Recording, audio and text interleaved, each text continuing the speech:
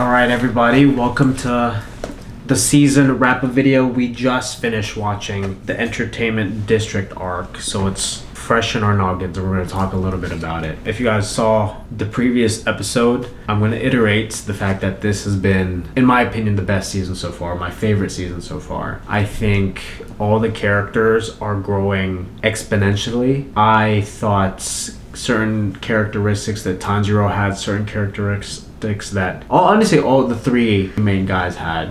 They had some aspects of them in the beginning that I didn't really like. I'm seeing them become more and more refined. Yeah. But this was crazy. I feel like the scope got so big and like... It feels like a whole bunch of maps just opened. Yeah. And like the world's just like getting bigger and they're like slowly honing in on like the truth about Muzan and like getting closer to more of the upper ranks. But a lot happened in this one. So season 2 actually comprises of the Mugen Train movie and then Entertainment District. I think it's interesting how like both of them kind of centered around a Hashira. Mm-hmm. Like the first one was Rengoku. We saw how that success and that tremendous defeat in Mugen Train kind of led to everything that happened in this one. It. Obviously, Rengoku's death had such a big effect on the Demon Slayer world and a lot of our characters. Like specifically on the three. Yes. Like I don't feel like they would have performed the way that they did had they not experienced that loss. Agreed. Because they, like we were talking about in the previous episodes, it was a sense of like weakness. Like I'm literally watching someone just get killed because of my inability to do anything about it. That was such a big emphasis in this one. Like literally all of the three of them like pushing themselves to the limits so that they can feel like they've contributed. Mm-hmm. Boy, they contributed. This is the most I've seen from these three. And you finally got to see your fights. I know, and it was animated crazy. Mm-hmm. Seeing Tanjiro and Zenitsu's power side by side. That was a first. Mm-hmm. And then Inosuke's running. It was like a football game. Yeah. They were all rushing. Yeah. I have a question that like just popped in my head that I probably should have questioned a while ago. Is Tengen the one that was like so aggressive with... No. With Nezuko? It's the Wind Hashira. Okay. He has gray hair and he has a bunch of scars on his face. Tengen was in disapproval. Mm-hmm. I mean, so was Rengoku. A lot of them were in disapproval. Like, I think the only ones that may have been indifferent was the Love Hashira. Mm-hmm. She didn't really care. And obviously, the Water Hashira, our boy, he was a proponent. Is that his name? Gui? No. Rui? No. Gyu. You. But everybody else was either in like mild disapproval or like felt very strongly, like that Wind Hashira. We learned a whole lot about first breathing and like sun breathing through Tanjiro's encounter with Rengoku's father, and it seems like that's a relationship that's hopefully going to form some more because he was writing him a letter. He was writing him a letter and he seemed very apologetic about the way their first encounters kind of begun. So hopefully Tanjiro gets to learn a little bit about his history and why that happened. When he was cutting Mr. Mantis Demon's head, he literally turned into, his scar that grew. Sun. Yeah, his hair kind of changed a tinge. He became that like sun. Hashira. Yeah, the sun silhouette that Muzan. Yeah. Saw. Okay, I am ready to theorize. What's your theory? Okay, so I keep forgetting his name, the master's name. Ubuyashiki? When he said, we are going to kill Muzan in our generation. Yeah. He said that. 2, he said, he's the biggest blemish on my family. My family, yes. So my theory is that it's probably is like actually obvious now that I'm saying it, but like they're related, but he's been a demon for so long, there's probably been just like lines like his dad and his dad and his dad have probably been trying to defeat Muzan because it's like you are tarnishing our family for generations. They've been trying to get rid of Muzan and he's like, my generation is going to do it. Like they're cousins, I guess. I can see that. Or like Muzan is his great uncle. Yeah. It's probably a lot longer than that. But yeah, I know what you're trying to say. I would like to know when Tengen joined the Hashira because when he did, Ubuyashiki had like a little mini bit of that mark, but he wasn't blind at all. I like want to know when Tengen joined so that I know like how quickly this has progressed, because in Mugen Train he had it like, it was like right under his eyes, the mark, and now it's like in his cheeks. So I'm like, how rapidly is this progressing? Is he like almost dead? Maybe. I mean, he was coughing up blood. It looked really bad. He had it in his hands too. Yeah, I saw. I don't feel like he did during Mugen Train, but can we talk about how Inosuke can move his organs? Did we know that? I feel like there was one instance where he did that in the first season. Yeah. That's crazy. He also was like, your poison has no effect on me. It did, obviously. I mean, maybe like it doesn't affect them as strongly As strong. Or as quickly. Yeah. Yeah. I will say when we like met Tengen like at the beginning of this, I wasn't like really a fan of him. Yeah. But I kind of feel like, I guess not all of the Hashira are written that way, but like a lot of them are written really like Abrasive. And I hope that we get to like know all of them and enjoy them, even if they are still like Inosuke, like they're very a lot, but like we can still get to a point of liking them. I enjoyed getting to know Tengen and understanding him. He's a cool guy. I would like to know, if you're caught up on like Demon Slayer and everything, who is your favorite Hashira? No spoilers though. Yeah, I think for me, like, I like Rengoku a lot, but I think it might just be like We get more recency bias. Yeah. But I think I like Tengen a little bit more than Rengoku. I mean, we spent a little bit more time with Tengen.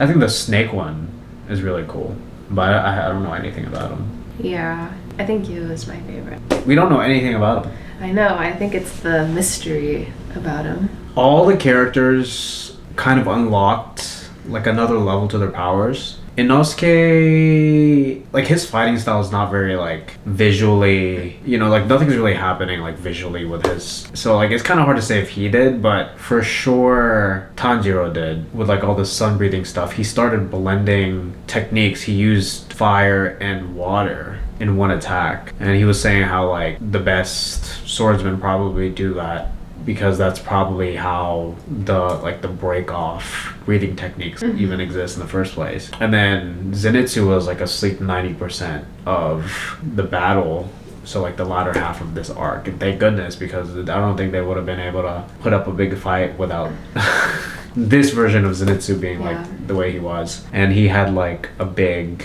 attack that we hadn't seen before. He said god-like speed. Yeah. Like I guess it's just like his speed increased. And then Nezuko, Big one. she like turned into like a demon. We found out her regenerative powers are comparable with like upper rank demons, and like she could keep up with Ume Daki, whatever you want to call her. And then she has healing powers as well with her blood art. So it's like where is this go? Like are we like turning into Hashira at some point? And like Tengen he's retiring, he's leaving, so now we have 2 spots missing from the original lineup.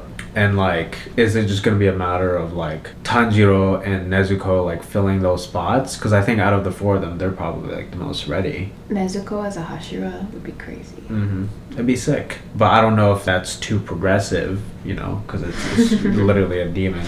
She definitely has the strength if she can control her powers. This was one of the first times where we saw her kind of succumb to the temptation. She almost like might have killed a person. Yeah. And like she wasn't fully aware of what was going on. It was just pure instinct. It was very similar to how it was when she first woke up on Tanjiro's back as a demon. I'm like wondering if she needs to get in that form, and then like if Lady Tamayo needs to like lay another spell on her in that form for her to like. Was it Lady Tamayo that? Yeah, she hypnotized her so that she sees all humans as her family. No, I don't think it was Lady Tamayo. I thought it was Urokodaki. Oh, you're right. Yeah, you're right. Whenever she met Lady Tamayo, she thought she was her mom. So you're right. Same thing still stands. Like, does that hypnotism need to happen while she's in that form for that to work? Yeah, and like jumping out, like why is it in that form that she lost control? Is she utilizing more of Muzan's blood? Like why does she lose control whenever she's more powerful? I mean, it's kind of like a trope in a lot of just shows in general, like when people with powers unlock their powers. They like have to learn how to control them. So it could just be that trope that we're seeing, and she just has to learn. Oh, I was gonna say about Inosuke, I feel like where he did transform, whereas everybody else had these big growth spots, I feel like he was a lot more analytical. Yeah, and he was like, if he felt like more of a team player too. Like he was like, Tanjiro needs to be here, Zenitsu needs to be here, I need to be here. Yeah. Like this is where I work. That I feel like is something from Inosuke that's true. is new. Yeah, even if it's not like because he's very used to just bludgeoning his way through success, but he had to work and function in a team setting. And Zenitsu was showing his leadership qualities as well. I know, it was almost like he was a team captain. Yeah, but it was a sleep version, but still he was telling the team like what should be done, and he was kind of reassuring them in the really tense spots in battle. So I've really enjoyed getting to see their maturity in this season, and like I'm sure they're just gonna keep growing more and more. And I'm sure are we gonna see another training arc after this, because they definitely need some recovery, some time in Butterfly Mansion. It seems like that's kind of the way that this show has gone so far. I mean, Tanjiro's fingers are broken. I think Zenitsu's legs are broken. Yeah. And then, or at least really worn out. Inosuke's gotta be internally damaged. Yeah, he's bleeding. He might be going into shock. Tengen, like I hope we see more of Tengen. I mean, he's leaving. But maybe he'll be like a coach or something. But wow, it was just a roller coaster of emotion. I thought somebody was gonna die. Yeah, I'm really surprised they didn't. I really enjoyed this arc. I feel like I could talk about this arc for hours and hours. Yeah. If you guys feel like we missed something, comment it down below. If you guys want us to answer specific questions about this arc or our thoughts about specific things, ask us below. We'll reply to you guys down in the comments to make it a little bit easier, because we can't talk about every single detail, because we probably can't remember every single detail, but we'll have a continuation of the discussion down in the comments. So no spoilers, please. Yes, no spoilers. You guys really have been very good about it, and you guys are also very good at like filling us in on things. I think someone corrected us. I thought Tanjiro and them were like 12 and 13. Oh yeah. I think someone corrected that they're actually like 15 16 now. Yeah. So that changes things. So thanks for your info with no spoilers. Yes. As always, we really appreciate you guys watching all the videos. It's been a really enjoyable journey so far watching the show with you guys, and we'll be continuing with season 3 very soon. See you guys then.